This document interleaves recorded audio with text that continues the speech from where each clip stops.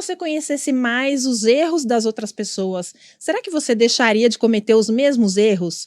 E mais ainda, será que você aceitaria os seus erros com mais facilidade? É pensando um pouquinho nisso que a gente lançou o FACAPcast, esse espaço aqui que a gente tem para discutir um pouco sobre essas situações de falha, de fracasso, que normalmente a gente não escuta nos eventos, palestras e outras situações aí que a gente está acostumada a escutar um pouquinho da história das pessoas. Bom, tô com 2 convidados super especiais aqui hoje para contarem um pouco pra gente da vivência deles em relação a esse tema. Tô aqui com o Charles Schweitzer, diretor superintendente de inovação do Grupo Carrefour. Bem-vindo, Charles. Obrigado, Mário. É um prazer estar aqui com você. Estamos também com o Danilo Weiner, diretor de inovação de produtos e professor de inovação da ESPM. Bem-vindo, obrigada por aceitar o convite. Obrigado, Mário. Já é o nosso segundo encontro essa semana, né? Então, pois é. Somos uma família já. Obrigado pelo convite de novo. Tava brincando aqui que daqui a pouco eu vou ter que pagar um salário para eles, gente. Por que eu tô falando isso, né? Porque os dois participaram recentemente de uma das edições do FACAP Nights. Para quem não conhece, o FACAP Nights é uma iniciativa global que já existe há mais de 10 anos e já passou por mais de 300 cidades em 90 países, em que a gente reúne alguns palestrantes para contarem cases de fracasso. É isso mesmo, né? Normalmente a gente vai nos eventos para escutar só coisas positivas, meta colocada, meta alcançada, alta performance. É óbvio que a gente usa muito, né, do erro, dos percalços também para falar como é que a gente chega no sucesso, mas a iniciativa traz um pouco, né, desse espaço de segurança para a gente falar das nossas vulnerabilidades. No primeiro episódio dessa temporada, a gente falou um pouquinho sobre esse conceito cultural, comportamental, do porquê que a gente não quer falar sobre isso, né? Uma parte mais psicológica e também um pouquinho do empreendedorismo. Hoje aqui com o Charles e com o Danilo, a gente vai falar um pouco também da perspectiva de grandes corporações, como os dois trabalham dentro desse ambiente corporativo. O quanto será que esses espaços realmente estão abertos ou estão se preparando para isso, né? O quanto inovação aberta, intraempreendedorismo podem ajudar um pouco a mudar alguns desses conceitos um pouco mais enraizados aí nas empresas, né? E para começar, como eu contei para vocês que os dois participaram do FACAP Nights e trouxeram cases ali das histórias deles, eu vou pedir para eles contarem um pouquinho para a gente, né? Compartilharem com quem não foi no evento. O que eles contaram, né? Que situações foram essas e o que eles conseguiram aprender para compartilhar com a gente? Começar com você, Charles. Conta um pouquinho para o pessoal que está acompanhando, que história foi essa, o que aconteceu e o que você tirou ali de aprendizados desse caminho? A primeira coisa é que eu já estou mais tranquilo de estar fazendo podcast aqui, porque quando a gente fez isso no evento, eu tinha só 5 minutos para contar. Verdade. Agora eu tenho um pouco mais de tempo, dá para dar um pouco mais de contexto. Mas a primeira coisa, Mari, é que assim, depois, Danilo, você pode discordar, hein? Fica à vontade. Mas é que inovação é uma carreira relativamente nova. O que a gente tinha dentro das grandes corporações até então eram áreas de P&D, pesquisa e desenvolvimento. Dentro de grandes corporações, inovação nasce relativamente junto com o primeiro iPhone e mais ainda depois com a App Store, que acabou viabilizando a possibilidade de qualquer startup chegar a 8 bilhões de pessoas. E bom, dentro desse contexto, eu assumo a área de inovação da Leroy Merlin. Então, em 2012, não se tinha bibliografia suficiente sobre isso, não se tinha referência em mercado suficiente sobre isso, e eu precisava estruturar um framework de inovação dentro da empresa para habilitar a empresa a ser inovadora e a trabalhar com o ecossistema dessas startups que estavam nascendo. Então eu fui atrás, no mercado, de uma startup que tivesse correlação com o business da Leroy Merlin. E encontrei uma startup genial, de um empreendedor genial, chamada YouPick. YouPick do Daniel e da Márcia. Daniel e Márcia, tudo bem? Se vocês estiverem vendo, vão ficar felizes. Mas a YouPick é uma startup que tem uma solução chamada Arquiteto de Bolso. E o Arquiteto de Bolso ele consegue, em 2 horas, montar qualquer ambiente da sua casa. E mais do que isso, ao final de montar isso, transmite para você uma lista de todos os produtos que você precisa comprar para realizar essa obra na sua casa. Teria toda a sinergia do mundo com o business da Leroy Merlin se eu não tivesse incubado isso dentro da área de inovação para depois entregar para a área de negócios. Quando chegou na área de negócios, as respostas foram: eu não sabia, eu não fui envolvido, estamos já desenvolvendo algo parecido aqui dentro. E eu arrisco a dizer que, por mais que a startup seja genial, por mais que a solução seja boa, mesmo até hoje, ela jamais será implantada na Leroy Merlin Brasil. apesar dela ter sido rolloutada na Leroy Merlin de Portugal. O processo comece pela dor real, um problema real de uma área de negócios, e só depois parta para o processo de inovação. E essa talvez tenha sido uma das maiores lições, com um dos que eu considero o meu maior erro dentro da carreira de inovação. Perfeito. Danilo, e você? Qual que foi a sua história? Tem alguma correlação com o que o Charles trouxe? Tem uma super correlação e a minha tá mais fresca na memória porque foi essa semana que a gente falou sobre essa história de fracasso e eu não preciso, talvez, para contextualizar, voltar aí nessa história da inovação, né? Como o Charles falou, é uma coisa recente em empresa, mas a minha entrada em inovação, ela diz muito sobre o meu envolvimento nesse projeto de fracasso, né, inicial, que também é uma experiência anterior à minha atual como Charles na Leroy. Eu trabalhava na Samsung e eu já estava um tempo na Samsung, então, como era uma empresa em transformação e a Apple realmente transformou o modo como a Samsung desenvolvia, tratava produtos, enfim, né, é uma outra história. Mas eu fui migrando de uma área que era uma área de inteligência de mercado para depois um pouco mais de consumer insight, né? Você ficar alimentando as áreas de negócio, de produto e marketing com insights verdadeiros de consumidor para que elas tomassem as melhores decisões. De certa forma, antecipar esse hype de consumer-centric, olhar sempre para o consumidor.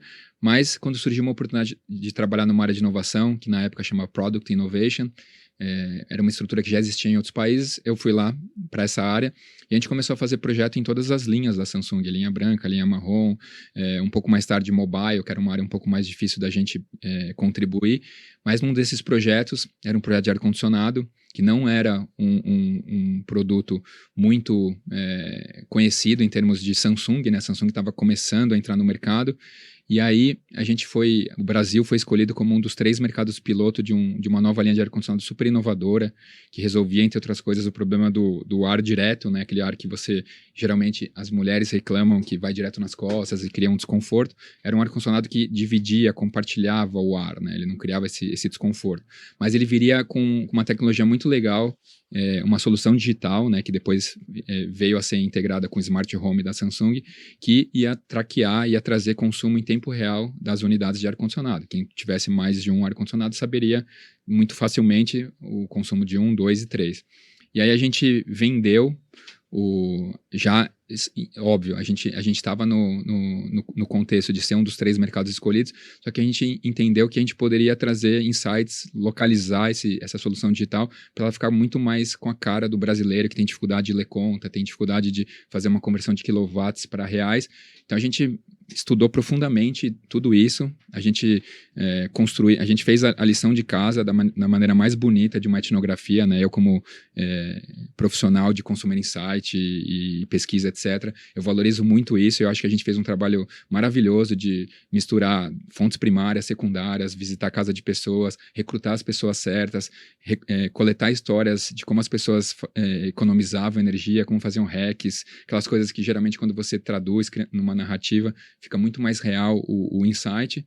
E quando a gente percebeu que o negócio estava robusto, a gente começou a prototipar, começou a trazer as referências para transformar essa solução, né, que estava vindo embalada globalmente, e a gente apresentou, só que por um descompasso lá, e que é uma das mensagens que eu deixei lá no Fuck Ups dessa semana, o timing não era o ideal. E aí, várias explicações, o produto, de repente, o ar-condicionado não tinha o protagonismo que outros produtos tinham na Samsung, talvez a pessoa que estava na linha de frente da linha de ar-condicionado não comprou muito a ideia, então isso foi final de 2018, que foi a época mais ou menos que eu saí da Samsung, então eu saí da Samsung sem ter visto esse produto no mercado, essa adaptação, essa localização da solução digital, e agora, recentemente, um pouco mais de 6 meses para trás, o produto foi lançado e de acordo com o Thiago, que é a pessoa que iria me ajudar no Fuck Up, só que ele não pôde participar, o produto virou número 1 lá na Samsung,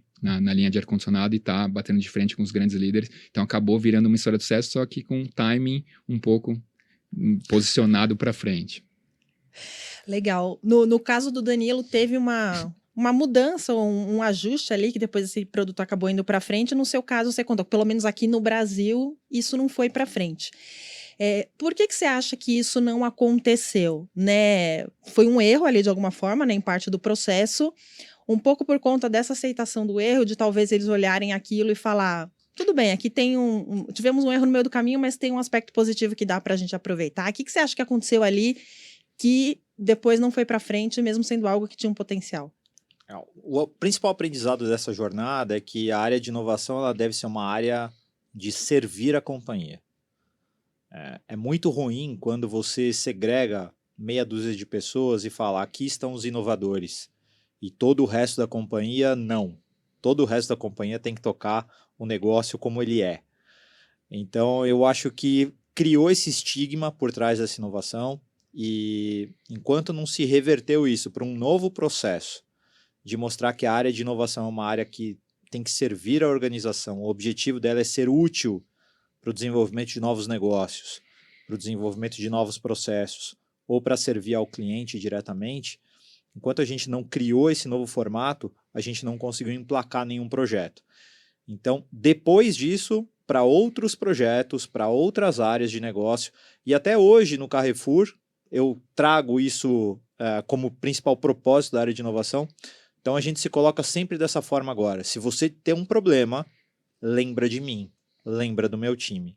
Então, o ponto de partida para a gente começar a inovar é uma área de negócios ou uma squad, confiar o seu problema à área de inovação para que a gente aporte metodologia ou conexões com o ecossistema de startups para resolver esse problema.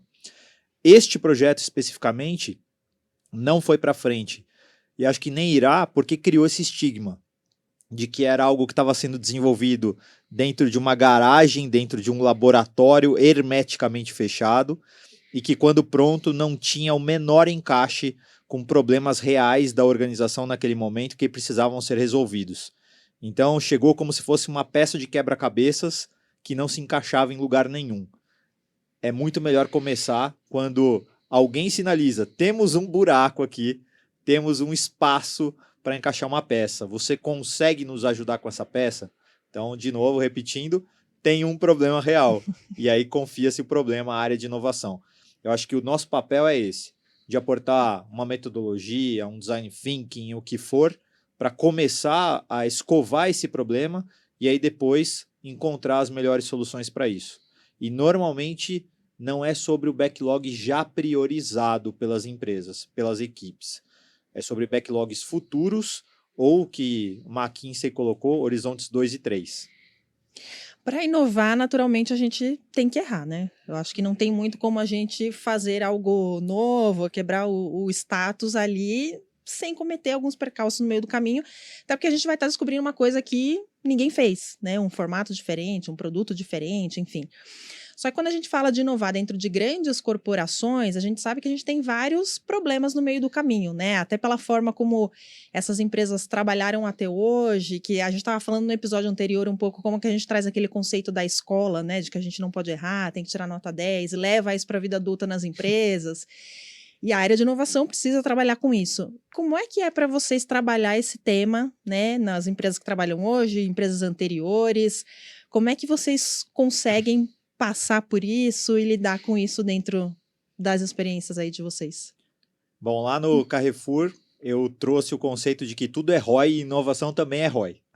Mas eu nunca vou perder tempo com um slide de PowerPoint, uma planilha de Excel, para defender um projeto antes dele começar. O que a gente fez foi definir um apetite de risco, de tempo e de dinheiro, para a gente poder começar os projetos. E dentro desse apetite está tudo bem errar. E inclusive, compartilhando com você métricas disso, só 20% dos projetos dão certo. Significa que 80% dão errado. 20% é alto. Mas os 20% que dão certo, eles compensam os 80%. No fim do dia, não é o ROI de cada projeto, mas o ROI somado de todos os projetos que dão certo, compensando todos os testes que deram errado. Então, foi sobre isso. Foi definir um apetite de risco, de tempo e de dinheiro, e em cima desse apetite está tudo bem errar. Inclusive, as áreas procuram a gente, porque a gente é a área que falha rápido, falha barato, e quando dá errado, a gente não repete. Eu acho que não sei se foi proposital, Mari, mas essa curadoria que você fez de pessoas que trabalham em grandes corporações e sofrem desses males das empresas grandes, no caso, mesmo eu e o Charles viverem nesse mundo, eu acho que as nossas histórias são complementares. Então, é legal ouvir isso. Claramente, é uma empresa que, por méritos seus, óbvio, e enfim, talvez outras pessoas que trabalharam essa cultura da experimentação e estão abertas a esse apetite de risco que você citou. Eu venho de... minha experiência com inovação começou um pouco mais de 10 anos, então eu tenho um pouco dessa experiência na minha empresa anterior à Samsung e hoje tenho uma experiência na Mastercard.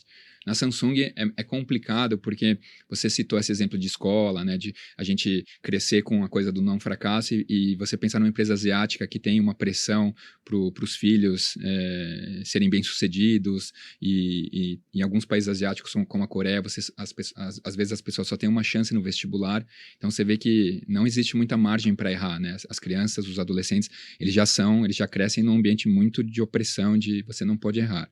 E aí você pensa em uma empresa como a Samsung, que é muito enraizada na cultura asiática, né? É uma empresa gigantesca, que, enfim, na Coreia ela tem uma participação incrivelmente importante até na própria produção nacional, e ela começou a ficar grande em outros países, e ela começou até a mudar a forma como ela geria seus negócios nas filiais da América do Sul, do Norte e Europa, trazendo ou pessoas que entendiam propriamente no mercado e não expatriados somente, né, para tirar um pouco dessa coisa de tudo bem, na Coreia funciona de um jeito, mas aqui funciona de outro. Mas, obviamente, nos 5 anos que eu fiquei em áreas de inovação na Samsung, eu percebia que não dava para simplesmente tratar a área de inovação com uma cultura diferente das demais. Então, a coisa de errar, de fracassar, etc., eram difíceis de justificar. Então, nesse caso de fracasso que eu citei, para mim foi extremamente gratificante ouvir, né, porque eu mantive contato com as pessoas de lá, que o produto foi lançado, porque para mim era um produto que não deu certo, não estava no timing correto, no momento correto, ele provavelmente ia ser engavetado e eles iam começar do zero, porque eles iam entender que como que um conceito, um insight desenvolvido 3 anos atrás poderia fazer sentido, mas acho que justamente por o trabalho ter sido muito bem feito, o conceito sendo construído por um insight atemporal, né? As pessoas continuam tendo as mesmas dores, né? No caso de um consumo tradicional de ar-condicionado de 3 anos atrás. Então, para mim foi surpreendente, porque eu acho que ainda é uma empresa que está tentando trazer um pouco dessa cultura da experimentação, do falhar cedo para suceder depois, né? Aqueles mantras da inovação que acho que fazem sentido, não são só mantras vazios. E na Mastercard, por eu trabalhar numa divisão de consultoria, eu tenho uma certa obrigação de não falhar, porque eu atendo clientes, por exemplo, o Grupo Carrefour é um cliente nosso, e a gente se dedica muito nos nossos projetos, né? Meu time, lá, minha squad, meu time de consultores, e a gente entra no cliente e a gente acaba não tendo muita margem para errar, porque é um relacionamento que vai durar o tempo que tiver o projeto. Se o projeto for bem sucedido, a gente vai voltar, a não ser que eu encontre times muito maduros que entendam que, de repente, a gente está fazendo um projeto que a gente pode ter uma margem de erro, mas eu ainda vivo num ambiente com pouca margem de erro. Não sei se na Mastercard, na parte não consultoria, existem times, não necessariamente de inovação, mas times de marketing, times de produto que têm essa margem, porque vem de uma empresa americana, que está mais acostumada a jogar esse jogo de acerta e erra, enfim, mas eu, no meu dia a dia, eu ainda não tenho essa liberdade. Talvez em hipóteses, em coisas que a gente faz antes de entrar em campo com o cliente, a gente até treina. Eu uso meu outro chapéu de professor para, quando a gente fala de metodologia, para tentar uma metodologia com os alunos, para ver se funciona, e aí adaptar para o meu cliente. Eu tenho alguma flexibilidade, mas muito porque eu consigo navegar em ambientes diferentes, onde os erros, as tentativas podem funcionar melhor. Mas ainda, de repente, gostaria de ver uma empresa trabalhar numa empresa madura, ou estar num contexto mais maduro, onde tem algumas coisas que o Charles acabou trazendo. A gente tem, às vezes, muito, acho que o receio de falar sobre o erro, né, discutir sobre isso, Acho que é uma cultura até, não sei se só do brasileiro, mas da gente tentar achar culpado sempre, né? De quem é a culpa e normalmente a culpa não é minha. O quanto que vocês acham que a abertura das empresas para trazerem organizações de fora, né? Sejam startups, universidades, enfim, para virem inovar, né? Fazer inovação aberta ali com vocês, facilita um pouco nesse processo? Será que facilita do tipo... Tô dividindo as responsabilidades com outros grupos, com outras pessoas, me ajuda um pouco a ter um pouco mais de aceitação e flexibilidade, algo que saia dos trilhos aqui, né, pensando no olhar da alta gestão. O que vocês acham que isso pode trazer ali de impactos, de benefícios? Mari, eu acho que o erro talvez seja inadmissível quando a gente está falando de uma parte muito importante do core da empresa como ela é hoje. E aí eu acho que entra um pouco o conceito de ambidestria corporativa, de quando a gente olha, e aí vamos, acho que só explicar para a nossa audiência aqui, lado esquerdo do cérebro, lado incremental, racional, engenheiro, e que eu consigo prever o próximo passo, lado direito do cérebro, lado criativo, disruptivo, exponencial. E aí, Danilo, acho que assim, a Mastercard, quando está atendendo o Banco Carrefour, ela no core, ela não pode errar, mas... no finalzinho de 2022, na convenção do Banco Carrefour, sabe aquele meme do cara estourando champanhe no pódio, mordendo a medalha e tudo mais, e de repente ele aparece, sei lá, em 6º lugar do pódio? Era eu nessa convenção, porque a Mastercard estava no palco falando que a 6ª coisa mais legal e relevante do ano de 2022 foi a prova de conceito que a gente desenvolveu juntos com uma startup que é investida da Mastercard, que é a Etoca. E a Etoca atua na parte de fraudes do Banco Carrefour e ela está revolucionando esse processo. Não é a primeira que a gente testa, talvez não seja a última, e aí está tudo bem criar pequenos erros ali dentro, onde a gente está tentando ser criativo, disruptivo e talvez trazer uma tecnologia nova para resolver um problema de fundo ali. Onde a gente não pode errar? Na jornada do cliente com esse cartão. Então, o cliente do Banco Carrefour, quando ele está com o seu cartão de crédito na mão e está tentando passar uma compra numa padaria de um Carrefour, ele tem que colocar o cartão de crédito e passar. Não pode demorar mais do que 1 segundo e aquilo tem que ser registrado imediatamente na fatura dele. Essa parte core, a gente não tem o direito de errar. Mas sobre todo o resto a gente tem. E trazer startups para dentro só mostra a nossa vontade de acertar na parte que talvez ali seja mais periférica ou que permite a gente criar outros negócios. É engraçado a gente estar falando da Samsung, se a gente for voltar no tempo e falar só da parte incremental, ela seria hoje talvez o melhor fabricante de máquina de costura, né? Verdade. Eu acho que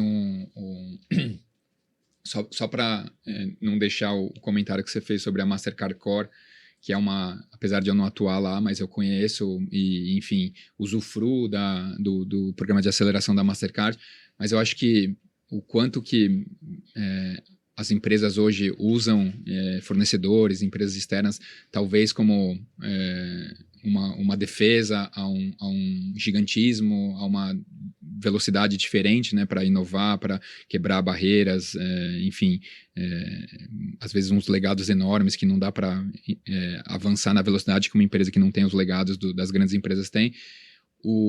As próprias características do programa de aceleração da Mastercard, e a Itoca é um bom exemplo, né, eu não conheço 100% os critérios, mas eu sei que a Mastercard ela traz uma startup para o programa de aceleração dela, já num estágio um pouco mais maduro, que falam round 2, 3 de investimento, né? Então não é aquela empresa round 1, PowerPoint, que a gente estava falando lá fora, lá do Web Summit. É uma empresa que já tem faturamento, já tem cliente, enfim, já tem uma história. E aí, obviamente, quando ela entra no programa de aceleração da Mastercard, ela de certa forma, ela recebe apoio, né, como todos os programas de aceleração, mas ela já entra para ajudar a Mastercard a trazer soluções como para o Grupo Carrefour aqui com uma solução já pronta, né, de fraude, super reconhecida, né, como Etoca, mas pensando em toda a jornada do consumidor, a gente tem uma pessoa lá que sabe bem contar a história do programa de aceleração, porque ele literalmente põe a jornada ponta a ponta e coloca lá os pontinhos para falar, ó, a gente tem uma empresa que ajuda aqui, outra empresa que ajuda aqui, para mostrar justamente que é completamente 360 a cobertura. E, enfim, mas com essa, de certa forma, faceta de já pegar empresas um pouco mais maduras. Talvez, não conheço o programa de aceleração da Visa, de repente bancos, o apetite de risco pode ser maior e aí podem pegar aquelas empresas no nível PowerPoint, que é só uma ideia, uma POC, enfim, e trazer para dentro porque você aposta que aquilo vai dar certo e se não der, tudo bem, porque né, vai trazer 10 e 2 vão dar certo e aí já vai justificar. Na Samsung, a coisa da inovação incremental, a gente sempre falava isso, né? Que a Samsung era uma excelente seguidora, né? Que pegava os produtos e com a coisa do... tinha um slogan famoso que era everybody's invited, alguma coisa assim, para dizer que numa linha de produto de celular, você tinha desde um celular super de entrada até um celular premium, assim como TV e outros eletrodomésticos, máquina de costura, mas era sempre pensando no o que de repente o mercado faz, a gente vai fazer um pouco melhor, mas principalmente a gente vai tornar esse produto acessível. Então a front load, que a dona de casa de repente gostaria de ter, mas os preços são proibitivos, a gente vai tentar tornar ele mais próximo de um preço de uma upload, aquela que abre por cima, mas com toda a tecnologia e as coisas interessantes que a Samsung pode trazer, mas por ser uma empresa global gigante, a gente vai trazer num price range aí mais acessível. Isso começou a valer para tudo até o momento que a empresa começou a gostar de inovar. E aí eu poderia gastar muito tempo aqui falando de coisas muito inovadoras que a Samsung fez, talvez não receberam o holofote que quando a Apple faz alguma coisa, ou quando algumas outras marcas mais reconhecidas como inovadoras fazem, mas a Samsung deixou de ser uma empresa de inovação incremental. Hoje, até do ponto de vista do consumidor, tendo quase 5 anos afastados, eu consigo ver que a empresa se encaixou aí e não à toa ela aparece em rankings de inovação aí, mesmo sendo uma empresa gigante, com cultura de experimentação ainda em fase de implementação, muito olhando para hardware, ainda uma empresa muito de chão de fábrica, tal, mas que está entendendo que tem um movimento aí de serviço, etc. Tal. Eu acho que tem um caminho legal pela frente. Tem mercados que vocês veem da experiência de vocês, mercados que são mais fáceis ou é mais aceitável você testar, errar, inovar? Vai ter um dos episódios que a gente vai focar um pouquinho mais nessa parte de erro e inovação em mercados considerados um pouco mais críticos, como o mercado de saúde, por exemplo, né? O que vocês veem? Tem segmentos aí da indústria que são mais aceitáveis ou não? Qual que é a visão de vocês? Eu acho que tem... Inovação não é anarquia. Inovação ela precisa de processo para acontecer. Por mais contraditório que isso possa ser, porque eu mesmo sou um cara que defendo que a inovação é a antítese do processo, você só consegue inovar quando você quebra processos. Para você fazer isso, existe um processo. E aí eu acho que tem as indústrias que já contavam com a disciplina de pesquisa e desenvolvimento implantadas, hoje talvez elas tenham um processo mais fácil para continuar e seguir inovando.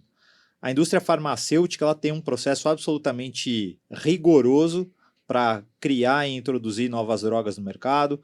A mesma coisa com a indústria automobilística, a indústria aeronáutica e etc. Então existe um processo de pesquisa e desenvolvimento já muito bem estabelecido dentro dessas empresas e aí, portanto, talvez lá seja um ambiente mais simples, mais fácil de você depois inovar para dentro.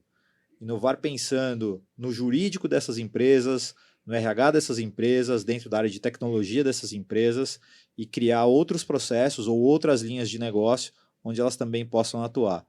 Então, acho que empresas que já tenham uma maturidade no processo de pesquisa e desenvolvimento podem se beneficiar mais rápido desse processo de aceitar erros como parte convencional do processo de inovar. O que você acha, Danilo? Eu acho que a resposta inevitável aqui é falar de empresas que estão num contexto mais digital, porque eu acho que, obviamente, os lançamentos de produtos e serviços no mundo digital, eles são mais facilmente ajustáveis, eles são mais facilmente medidos para você fazer todos os testes e, enfim, as experimentações antes de lançar, de repente, a versão oficial, né? A gente já foi beta de um monte de coisa, né? E às vezes, mesmo sem saber, e tem empresas que são bem famosas por isso, né? Saindo um pouco das nossas experiências, porque eu li recentemente esse livro da cultura da experimentação, o Booking, né? Que a gente está lá. Não sei se vocês são usuários do Booking, né? Eu sou um heavy user. A todo momento você provavelmente está passando por uma experiência, clicando no botão lá de confirmar ou fazendo algum filtro lá, que talvez você está sendo testado, porque eles vão lá e jogam 3 versões para 3 grupos de consumidor diferentes e vão medindo o resultado, e os que tiverem, obviamente, a resposta mais positiva, eles acabam implementando. Isso muito de uma maneira...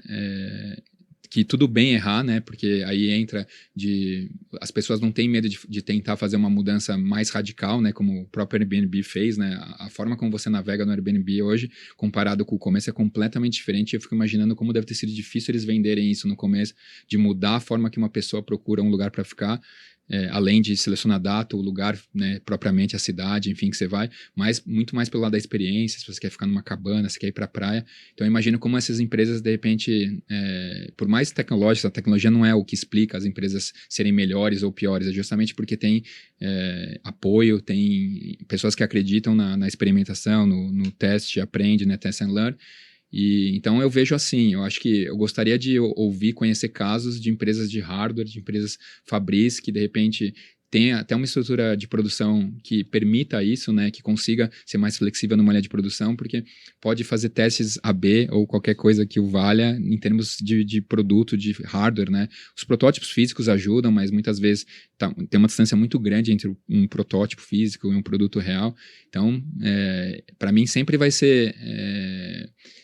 mais fácil de ver e de reconhecer exemplos nesse mundo digital, onde basicamente não tem produto físico, não tem produto, só tem transação, dado passando por uma rede e chegando no consumidor na ponta lá para a pessoa terminar uma experiência.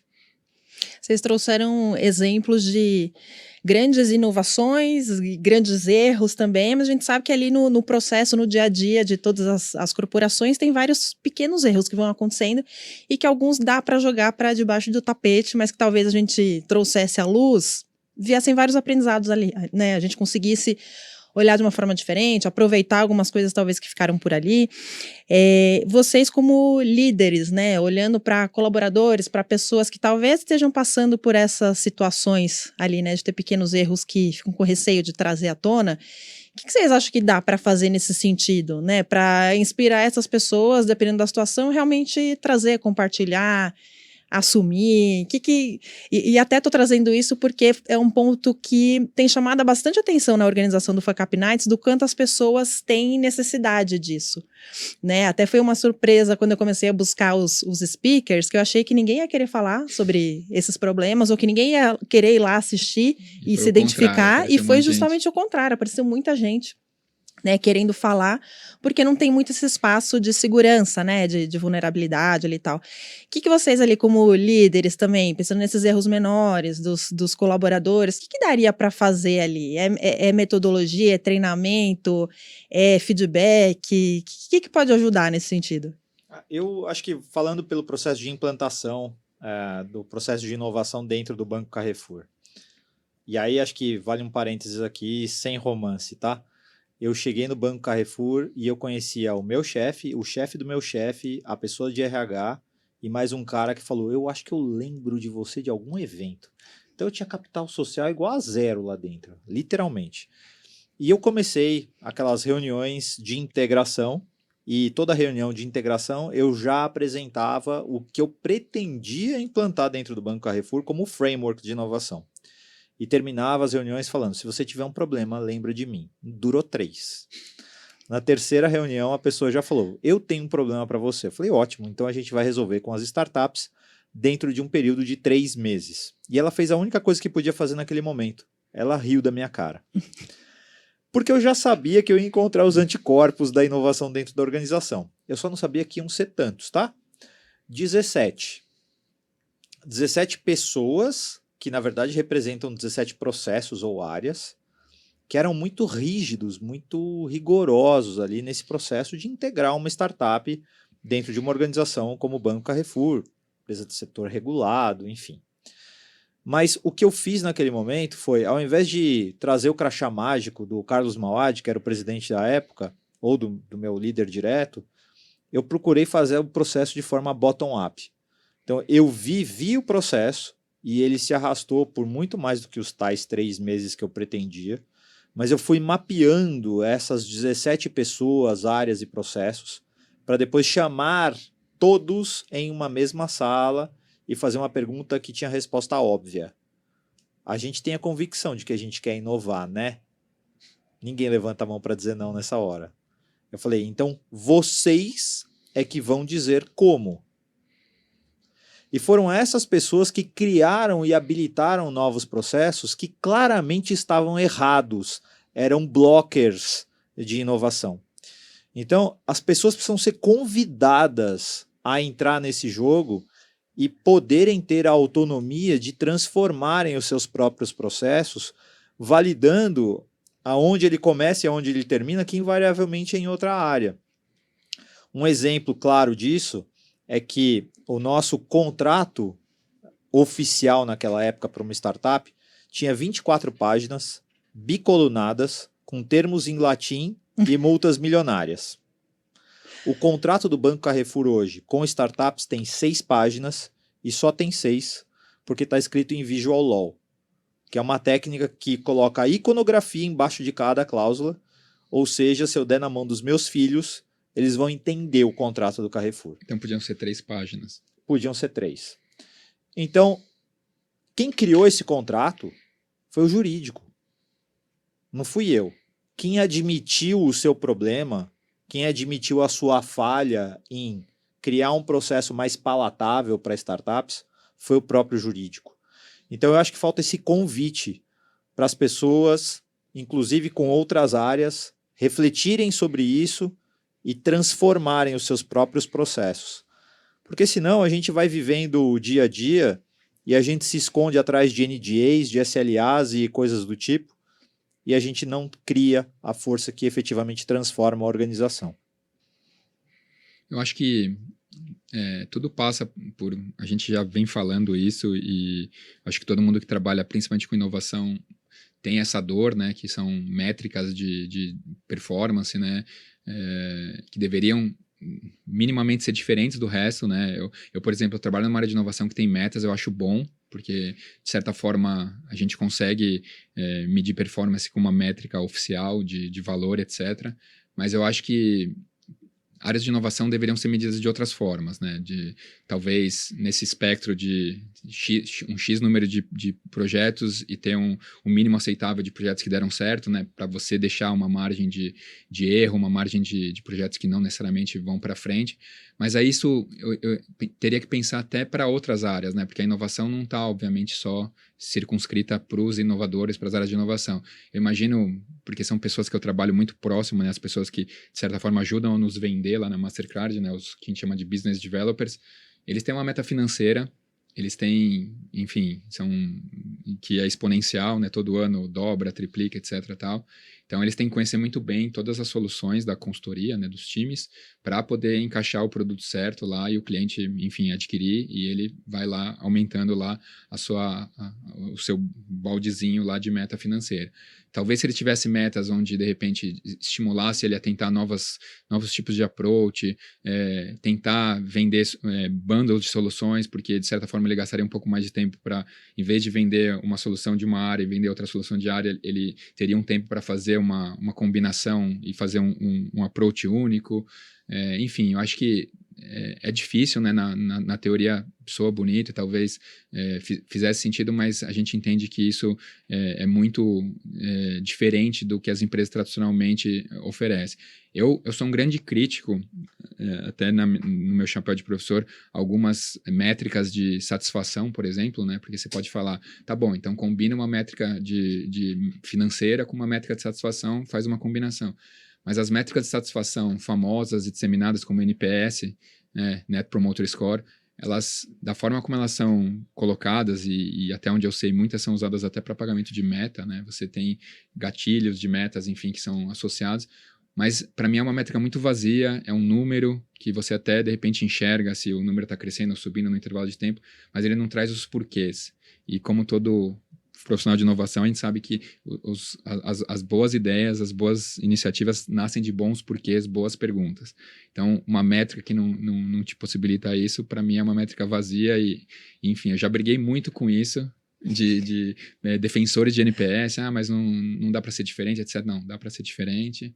Se quiser, a gente senta, vamos fazer uma força de trabalho e a gente desenvolve alguma coisa melhor. Adoraria participar de um projeto como esse. Eu defendo como reflexão que áreas internas perguntem aos seus clientes internos qual é o seu NPS. Do tipo, se eu sou o jurídico do Banco Carrefour, você indicaria o jurídico do Banco Carrefour para ser o escritório jurídico de uma empresa de um amigo ou familiar? E aí, essa nota, ela tem um enorme peso. O NPS, aquele finalzão ali de jornada de cliente, realmente ele está uma métrica um pouco batida. E a gente precisa encontrar novas formas de efetivamente conseguir medir isso. Mas quem estiver ouvindo a gente aqui, né? Se você é de uma área de compras, Socorro. Jurídico, segurança da informação, tenham a coragem de fazer a pesquisa de NPS dentro da empresa com os clientes que vocês atendem dentro da empresa. Você indicaria a área de compras do Banco Carrefour para ser a área de compras de uma empresa de um amigo ou familiar, sim ou não? Mas e aí, por quê? qual seria a resposta? Mas daí você pergunta por que depois. Porque daí Claro. você vai tirar um insight, vai tirar uma reflexão que vai fazer você transformar a área do jurídico que for mal avaliada como um score por si só. É isso. Tenham coragem de fazer a pergunta. Danilo, eu fiquei curiosa agora sobre o ponto de vista mais acadêmico ali, você como professor. O que vocês passam ali nesse momento de falar sobre inovação? Porque a gente está falando muito de testar, aprender, errar, voltar. Quais que são as bases ali de ensino, já que a gente está falando muito sobre esse momento de teste mesmo, né? Então, o que vem antes deles conseguirem realmente partir para a prática?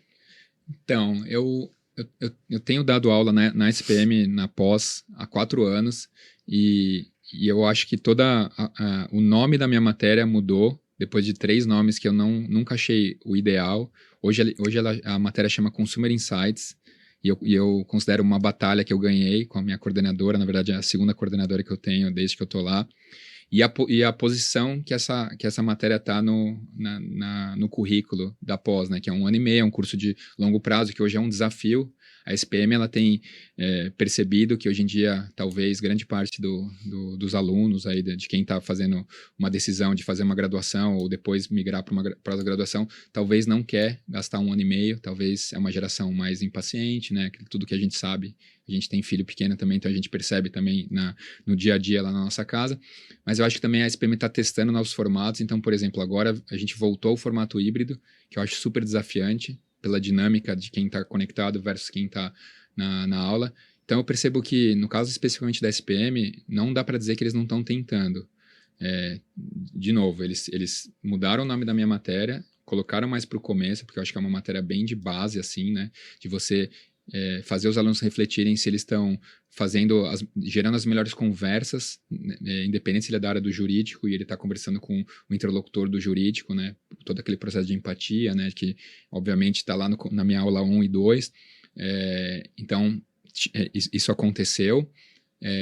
Eu sempre sou encorajado pela minha coordenadora a fazer aulas mais dinâmicas, né? Não conteudistas, nunca fui, mas é sempre um desafio. Então, há 2 aulas atrás eu levei a galera no CEAGESP para fazer uma incursão, né? Uma invasão de cenário, que é um nome mais técnico disso, com a pergunta provocativa se as pessoas ainda usam dinheiro, cash, né? E foi incrível ver que as pessoas se surpreenderam, né? Chegaram cheio de hipóteses, enfim, e derrubaram a maioria. Então, eu vejo que, né, pegando a sua pergunta sobre o ponto de vista acadêmico, existe uma reinvenção aí do modo de ensino, né? Existe uma arena competitiva muito diferente com os cursos online, com os cursos rápidos, com os cursos internacionais, né? Os Khan Academy, enfim, a concorrência expandiu de uma maneira nunca vista, né, acelerada da forma como foi antes, e eu acho que, enfim, de novo, falando em nome da SPM, eles estão tentando, eles estão abertos a erros, né, eles já erraram, já aprenderam, quando deixou de ser híbrido, perderam alunos, voltaram com híbrido, mas também perderam uma parte, né, que acaba atrapalhando, então é um processo contínuo, e para mim é muito bom estar nesse contexto, porque, como eu já falei aqui, eu testo meus alunos, eles sabem disso, então se vocês estiverem ouvindo, eu já avisei, né? Nunca foi uma coisa não transparente, mas também testo coisas que eu faço no meu ambiente corporativo com eles, coisas que eu percebo que funcionaram, então trago para eles. Então é uma retroalimentação de aprendizado constante, e eu pretendo continuar com essas duas frentes aí, porque eu acho que uma alimenta muito bem a outra. Nesse cenário acadêmico, né, Mari, assim, eu dou aula também na Inova Business School, mas eu dou uma aula, não um curso, com o professor Danilo aqui. Quem sabe agora eu não faço uma aula também dentro do curso do professor Danilo, mas eu Será tento bem-vindo. ensinar. Eu tento ensinar o framework de inovação, que inclusive virou objeto da minha única obra, por enquanto, né? Inovação, Digitalização, Transformação Digital, o livro que eu lancei pela Inova Business School. Então eu tento ensinar na prática como eu implantei esse framework de inovação dentro de uma grande corporação. Lembrando que eu implantei no varejo, e aí os meus alunos me desafiavam, falavam, isso dá certo porque é no varejo. Aí agora implantei em um banco, e deu certo também. Agora está expandido para o grupo Carrefour como um todo, todos os seus business. Então, estou falando de posto de gasolina, estou falando de farmácia, etc. Então, de fato, é um framework que eu não espero que ele seja a prova de balas, mas ele funciona dentro de diversos segmentos. Então, eu tento ensinar ele na prática. E aí tem alguns mantras desse curso. Depois, se você quiser, a gente repete eles aqui. Você trouxe uma edição do seu livro pra gente? Eu não vi, você viu? Verdade, olha, faltou. Ele é Até pra gente fazer a divulgação ele aqui. é print on demand. Tá lá na Amazon. Mas, Então, se você comprar, eles imprimem, senão não. aliás, isso é uma super inovação, né? O print on demand, né? Sim, era Verdade. muito difícil no mercado editorial. Democratizou, né? Você, como autor, precisava, sei lá, lançar mão de imprimir de cara, sei lá, 3.000, 5.000, 10.000 cópias. E isso, às vezes, entrava na balança como um fator impeditivo de você lançar uma obra. Com o Print on Demand, você lança o livro e aí as pessoas, se interessarem, o livro é impresso e entregue na casa dela. Então, para mim foi uma grata surpresa, eu já consegui vender mais do que 1.000 cópias, então Uau, daria até para ter parabéns. lançado no processo anterior, enfim. Mas realmente, assim, para mim é mais prático, inclusive, porque eu não precisei me preocupar com isso logo de cara. Quantas cópias será que eu vou vender? E qual que é o NPS do seu livro? Bom ponto, hein? De quem comprou Quantas online, estrelas? de quem comprou online não gostou tanto, porque na verdade eu não consegui lançar uma versão tão adaptada ao Kindle. Ele é mais um PDFzão Entendi. no Kindle. Então você Mas recebeu pra quem- feedback de formato, né? de formato, Mas de quem comprou fisicamente o livro gostou bastante. Aí o Legal. NPS é bem alto. Boa. Vocês acham, estamos falando aqui, né, de feedback e tudo mais, essa questão, essa abertura talvez ali comportamental, cultural, da gente aceitar feedback, né, o quanto isso impacta nesses momentos de inovação, de erro, de aceitação, esse aspecto mais comportamental, quanto vocês acham aí que impacta, além do técnico? Acho que muito, né, Mari? Assim, não é todo mundo que entendeu e aprendeu que o feedback você escuta. Tem muita gente que reage ao feedback. Então, eu acho que é impossível você pegar um feedback e querer reagir imediatamente. Aquilo é quase um presente que você precisa deixar decantar e entender efetivamente como isso acontece no seu dia a dia, para depois você ressignificar, retrabalhar, ou até, em alguns casos, realmente de fato falar, puxa, foi uma situação tão específica, tão pontual, que não tem match comigo e eu não preciso abraçar esse feedback como sendo algo que eu preciso transformar. Então, eu acho que a primeira lição em relação ao feedback é que a gente precisa aprender a escutar, genuinamente escutar e reagir menos. Se a gente conseguir se abrir a essa possibilidade, eu acho que a gente tem a possibilidade de transformar as nossas carreiras, os nossos times e, por consequência, as nossas empresas. Eu vou responder essa com uma conversa que eu tive ontem com uma pessoa que trabalha comigo. A gente estava falando como bons cinéfilos que gostam de animação, enfim, a gente estava falando como a gente sentiu que os últimos filmes da Pixar caíram de qualidade. Não animação, óbvio que geralmente a tendência é só melhorar, mas o que mais importa é que é a história, né? E aí nós dois, como trabalhamos em inovação, a gente leu aquele livro Creativity, né? Capinha vermelha, lá que tem acho que o Buzz na frente, alguns personagens mais icônicos da Pixar. E lá eles contam a história do banco de talentos lá, não sei se você já ouviu essa história, que é a forma como a Pixar trabalha o feedback ao longo da produção de um filme. Então, de tempos em tempos, eles reúnem as pessoas que são representantes de frentes diferentes, né? O cara da animação, o cara da história, o cara, enfim, né? Tudo que uma animação provavelmente tem que ter para ser uma referência.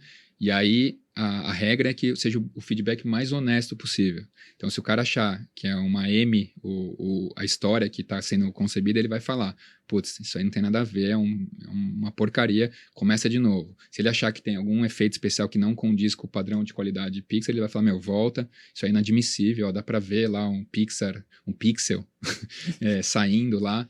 Então, isso, entre outras coisas, de acordo com o autor do livro, que é um dos fundadores da Pixar, tornava as pessoas muito exigentes e muito prontas para fazer um filme com aquela qualidade, mas é um negócio que exige muita maturidade, porque feedback é uma coisa que às vezes nem todo mundo recebe bem, enfim, como o Charles falou aqui. E aí, uma hipótese que eu tenho, e eu adoraria conhecer alguém da Pixar que me falasse se é uma hipótese verdadeira, é que com todos esses movimentos, enfim, que a gente tem visto aí, pode ser que não exista mais essa frente lá, ou ela foi mudada, enfim, porque alguma coisa aconteceu, e eu acho que isso pode ser uma das coisas que fez a qualidade dos filmes caírem.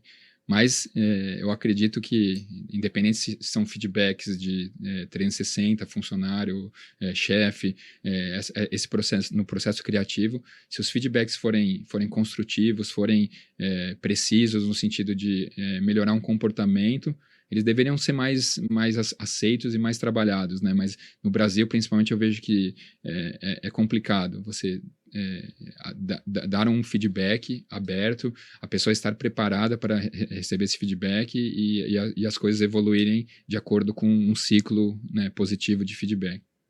Mas... Maravilha, gente. Antes de fazer o nosso encerramento aqui, no próximo episódio a gente vai voltar a falar com pequenos empreendedores, mais do universo de tecnologia, né, relacionados ali a startups.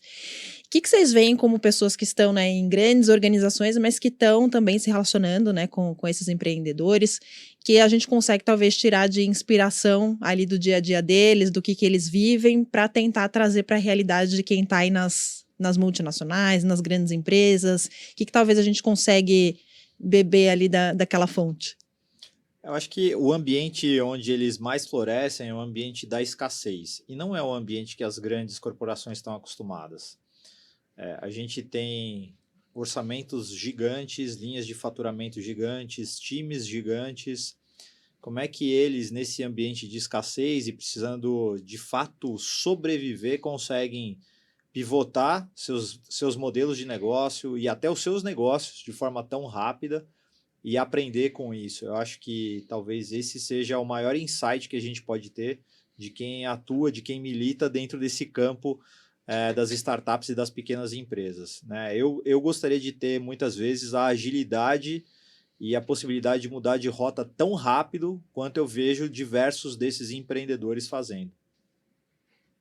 Eu tenho talvez nos últimos tempos, pela carga de trabalho, pela orientação agora de consultoria, de resolver problemas de clientes externos, eu tenho estado um pouco fora do ambiente de startups, de Open Innovation.